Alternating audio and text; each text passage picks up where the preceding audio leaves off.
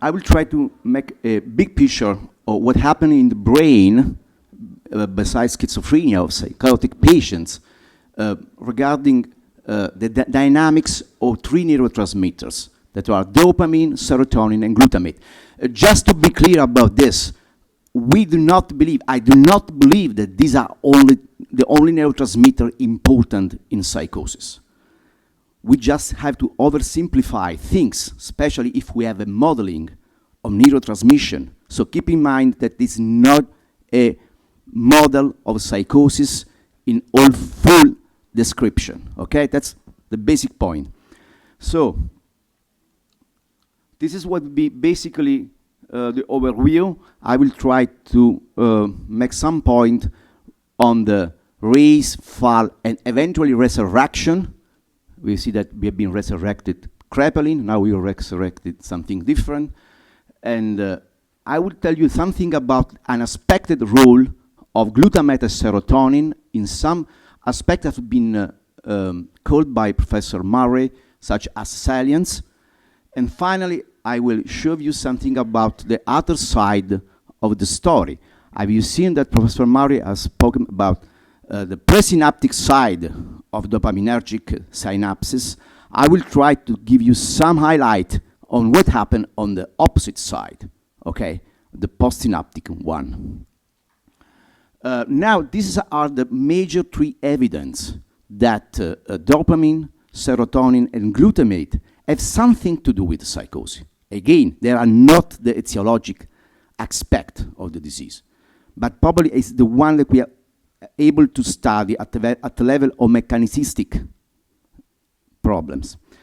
And you see, probably the most relevant story about that make all the other coming later on was the fact that if you give amphetamine to psychotic patients in vivo, you are able to show an increase of dopamine release compared to normal control subject.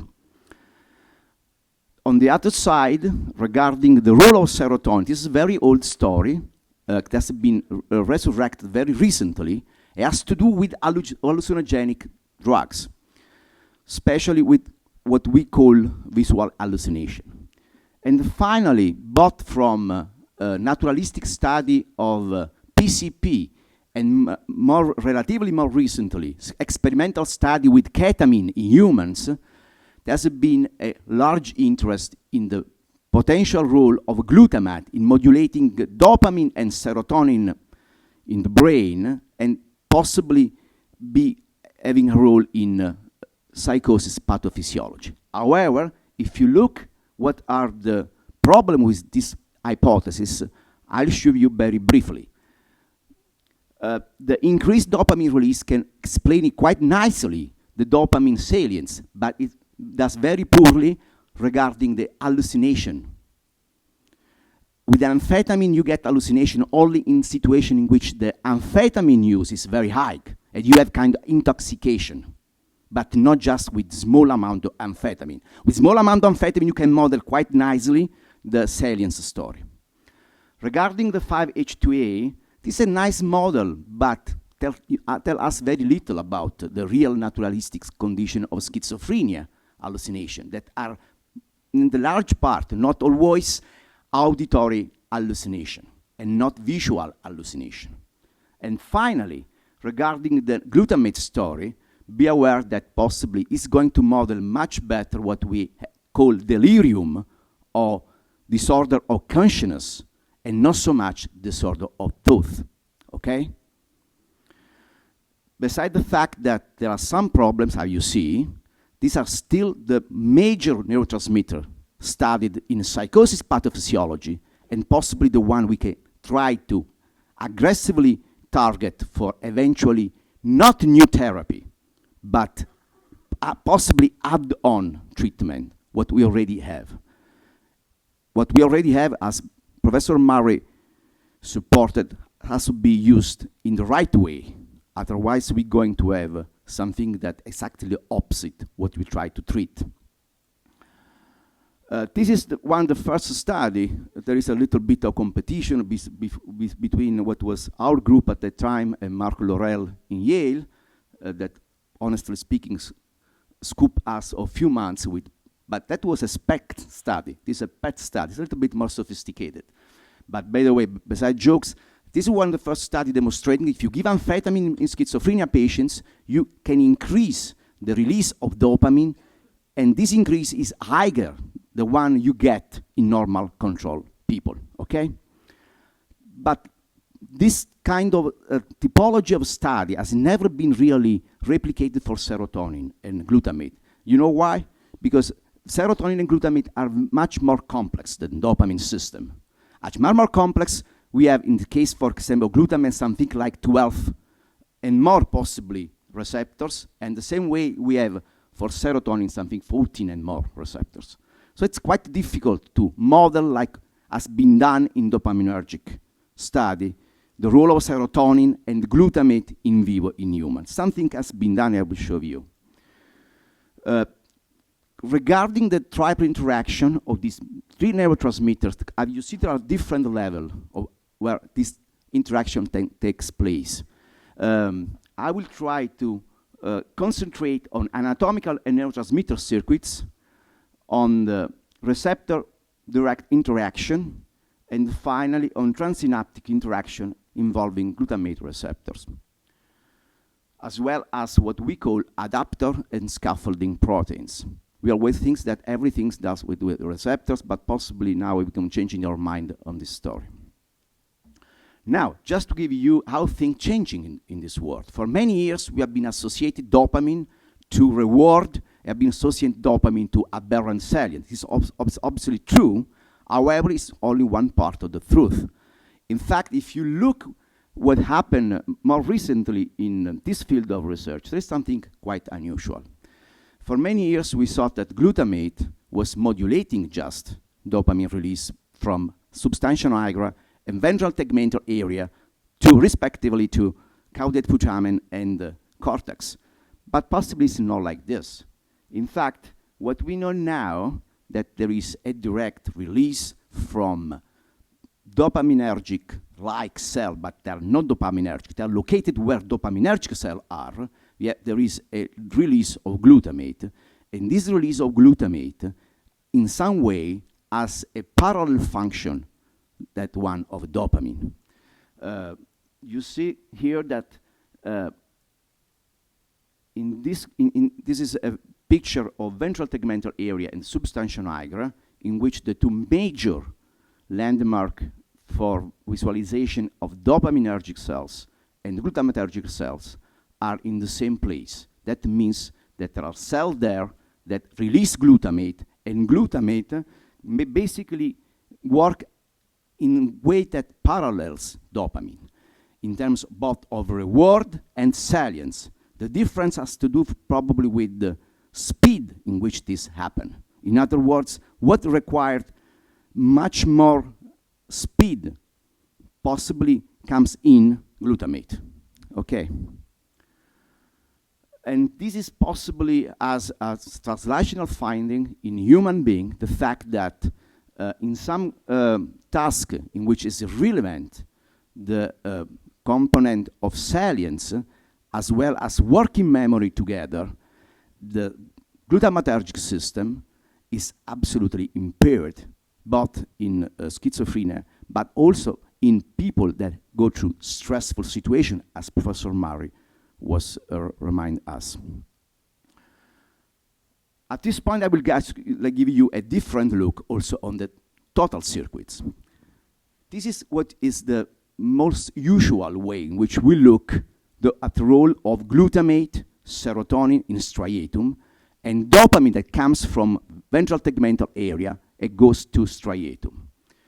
And everything seems to come from VTA. But very recently, something new came back. And I say that possibly we should look in the basement. We should go back. And there is a small region between the ventral tegmental area and the dorsal raphe nuclei, so between the dopaminergic cells and the serotoninergic cells, that are relatively recently well characterized, whose name is the tail of VTA, is TVTA, the tail of VTA, that basically is considered the master regulatory of the story. The tail of VTA controls VTA, and this happens possibly with glutamatergic input. But things are even more complicated because all the VTA by itself, and the tail of the VTA are under control of dorsal raphe. The interesting thing is that if you introduce with a new technique, optogenetics, small molecules that are sensitive to the light and a specific kind of light, blue light in other words, you can activate very few neurons in the raphe, where the serotonergic cells are, and this activation brings you basically the control of all the system from the back to the top, okay? What happened in the opposite order, from the top to the back? This is again the model. What happened from the cortex to the caudate putamen, to the striatum? This is the release of the glutamate that goes basically to AMPA receptor, NMDA receptor, metabotropic glutamate receptor, whatever you like. And for many years, we thought that basically what was controlling some relevant phenomena like long-term potentiation. Now something different we start knowing a little bit better. First, we know that dopamine 1 receptor can regulate very nicely the expression and the function of NMDA receptor. So that's the reason for which there is this clear interaction. And possibly, I will show you later on, this is a physical interaction between NMDA receptor and D1 receptor. The interesting thing is that on the top, on the right, you see that receptor that is termed as A1. Now tells you nothing. A1 is adenosine. For many psychiatrists, adenosine receptor doesn't mean anything. But for more, I think everyone in the room possibly, or large part of people in the room, has in any way antagonized this morning that receptor with caffeine. Okay? This is the receptor who mainly acts caffeine. Really caffeine, to be more precise, we have a famous pharmacologist in the audience, Professor Biggio, so I cannot be too sloppy about this. The caffeine can go everywhere on adenosine, but also on adenosine 1A. And this is an interesting story. You know why? Because possibly we will not have new antipsychotics in few years, but we start knowing that we can have different modulators in few years. And one of these new modulators possibly is adenosine receptor. I will show you why with an experiment later. The other way to control the back is that there is a pathway basically from the cortex to the dorsal raphe. And this pathway is controlled very nicely by cannabinoid receptors. That's make nice story for which was before Professor Murray was reminding us about cannabis. And speaking about receptor, we have been always with the idea that receptor work alone on the surface of the membrane, but now we're looking in different way the story, and we know that this receptor can combine each other. They form dimers or heteromers, and when these dimers combine, the final effect is not just the simple addition of two receptors. It's a completely different story. It changed completely the signal in the cell. The other side of the story, this is this thickness that you see under the membrane goes to under the name of postsynaptic density. And postsynaptic density is made by scaffolding and adapter proteins that interacts directly with dopamine receptors, as well, in this case, for the glutamatergic synapse with the glutamatergic receptor. It brings the signal from glutamate receptor on the surface inside the cell, especially modulating calcium efflux. And you know the calcium is absolutely the great master for the neuron. Too little calcium can stop the function of neuron. Too high calcium can kill the neurons, basically. And when we see which is the real world of postsynaptic density proteins, when we move to the human being story, what we look at is this, that there is a lot of interest for postsynaptic density in terms of what happens in the brain. There is a big interaction between some of these proteins and the pathophysiology of schizophrenia. We have been studying now for many years, we'll not go into details, one of these protein, that name is Homer, that is responsive to many manipulation in the brain, included the modulation of dopamine glutamatergic system, as well is relevant for exon pathfinding, so making the density of the synapse in some way. And basically, we have been shown with all the antipsychotics that we use commonly in the clinical practice that this gene, as well the postsynaptic density architecture, can be modified by antipsychotic treatment in different way, in according what was presenting before Professor Myrie regarding the effect of antipsychotics on brain structure. Okay, and as you see here, not all antipsychotics do the same thing, because haloperidol is particularly, let's say, is targeting some area of the brain, such as caudate-putamen. We expect this, as where drugs that have a more serotoninergic component tend to basically target cortical regions. I will go very quickly on this. This is also demonstration that this gene and interacting gene can be modified by glutamatergic manipulation, such as with memantine, that's been proposed with, I will say, not very good results for augmentation in schizophrenia, at least in very small number of patients study.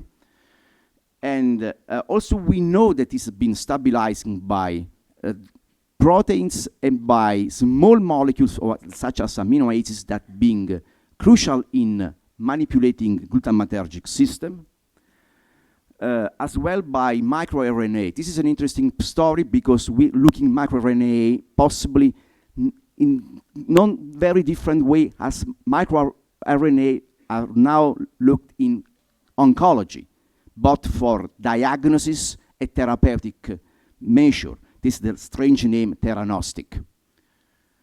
Okay, and just to give the last slides, to tell that how things are much more complicated. We were lucky enough to be part of the study in which we made a knockout of adenosine 1 receptor that induce in rats a depression-like state. And we were able to revert this state with three different treatments, very different. Imipramine, sleep deprivation, and ketamine, that is the new entry in antidepressant armamentarium. But all these antidepressants work only in one situation, work if you increase the level of Homer1. If you work on postsynaptic density side. If you make a knockout of Homer, the antidepressant effect is lost. And the interesting thing is this, that someone has translated before us this story in clinics, and the result is this, that this gene is associated in major depression with the abnormal function of cortex in terms of working memory and some other cognitive function that are relevant for attention and what else. So we have started thinking that possibly that all these systems are relevant not just in psychosis, but much more relevant for symptoms and transversal symptoms in very different part of psychiatry. I'm going just for the final remark at this point, but first I would like to thank some of the collaborators that were on few of this study. And these are the final remarks, that possibly dopamine, glutamate, and serotonin triple interaction can have a role in psychosis, but be aware they are not the origin of psychosis at all. They can give nice explanation for some mechanistic phenomena in the disease, but can also be much more interesting to develop a completely different kind of drug targeting that possibly is not involving just schizophrenia or psychosis, but have you seen very different disease in which similar symptoms can happen, such as memory deficit or functional aberration in cognition, such as in major depression. I will stop here. Stummer wie er so kämmer, stummer Strom